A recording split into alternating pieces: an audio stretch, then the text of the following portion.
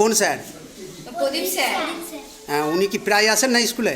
না, একদিন যদি আসে, যদি ধরে তাহলে আর আসবেই না।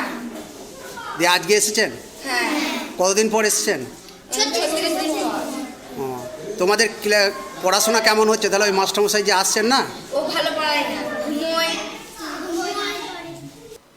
দীর্ঘদিন ধরে অনিয়মিতভাবে বিদ্যালয়ে আসার অভিযোগ। পূর্ব বর্ধমান জেলার মেমারি 2 ব্লকের বোহার অঞ্চলের মাকড়া অবৈতনিক প্রাথমিক বিদ্যালয়ে স্কুলের শিক্ষকের বিরুদ্ধে অভিযোগ। বিদ্যালয়ে এসে উপস্থিতি স্বাক্ষর দিয়ে চলে যায় শিক্ষক, এমনকি ওই শিক্ষক মানসিক ভারসাম্যহীন বলে জানিয়েছে ছাত্রছাত্রীরা।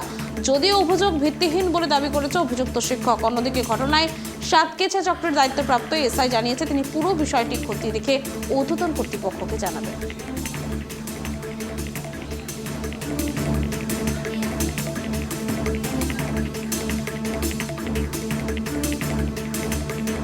আজকে স্যার আসেন অনেক দিন থেকে, আজকে স্যারকে ধরা হয়েছে।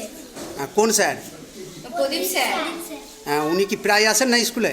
না, একদিন যদি আসে, যদি ধরে তাহলে আর আসবেই না। দিয়ে আজকে এসেছেন? হ্যাঁ। কতদিন পর এসেছেন? 36 দিন পর। ও, তোমাদের পড়াশোনা কেমন হচ্ছে তাহলে? ওই মাস্টারমশাই যে আসছেন না, ও ভালো পড়ায় না, ঘুমোয়। তোমরা কি বলবে? আমরা ওই স্যারকে রিটার্ন করতে চাই। প্রদীপ ঘোষ, মাস্টারমশাইয়ের নাম হচ্ছে প্রদীপ ঘোষ। উনি দীর্ঘ 8-10 মাস ধরে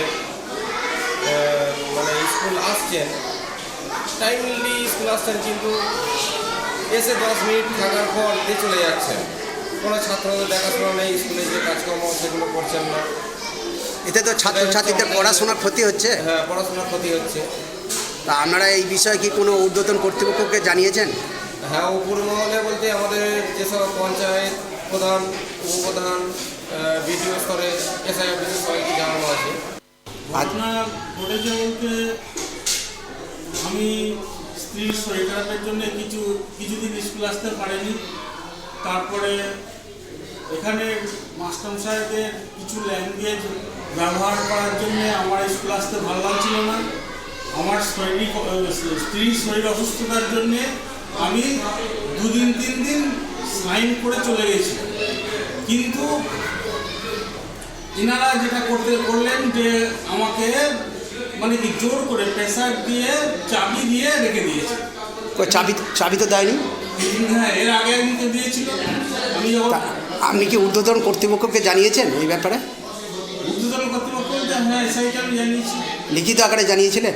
হ্যাঁ, লিখিত আকারে এই ব্যাপারগুলো জানাইনি। তবে আমি বলেছি যে আমার অসুবিধা আছে, এখানে আমার সম্মানহানির ভয় আছে এবং নিরাপত্তার অভাব আছে, সেটা আমি জানি।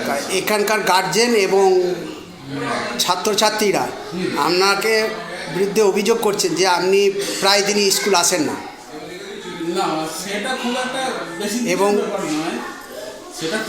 দিনের ব্যাপার নয়, এটা দিন 15-র মধ্যে এই জিনিসটা হয়েছে।